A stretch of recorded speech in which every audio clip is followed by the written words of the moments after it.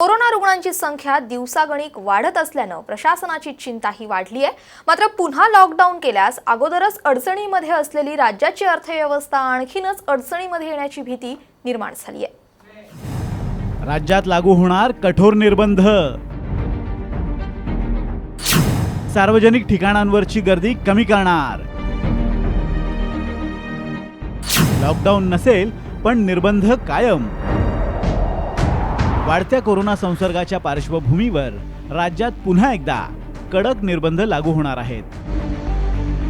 खुद्द मदत आणि पुनर्वसन मंत्री विजय वडेट्टीवार यांनीच ही माहिती दिली आहे। बढ़ते हुए कोरोना का संसर्ग को रोकने के लिए हमें कड़क उपाय योजना करनी पड़ेगी, हमें कुछ निर्बंध लगाना पड़ेगा। मैं ये नहीं कहूँगा कि लॉकडाउन करना पड़ेगा, लोकल पूरी तरह बंद करने का निर्णय नहीं, पर लोकल के कुछ शेड्यूल है वो रिशेड्यूल करने का काम चला। बसों में होने वाली, बस ट्रैवलिंग में होने वाली जो क्राउड है उसको कम करे, मार्केट में कुछ निर्बंध लाए और उसी के साथ में सिनेमा थिएटर हो उसको पूर्णतः बंद करे। मंगल कार्यालय जो होते शादी ब्याह के लिए उसमें पूरी तरह से वॉच रखे, उसको गर्दी कैसे कम कर सकते हैं वो करे। इस तरह के निर्बंध अभी आने वाले दिनों में लगने वाले हैं। गेल्या आठवड्यात मुख्यमंत्री उद्धव ठाकरेंनी राज्यातील जनतेशी संवाद साधत लॉकडाऊनचे संकेत दिले होते। मात्र पुन्हा लॉकडाऊन केल्यास आर्थिक अडचणींचा सामना करावा लागेल, म्हणून गर्दी कमी करण्याबाबतच्या उपाययोजनांवर भर देण्याचा निर्णय घेण्यात आलाय।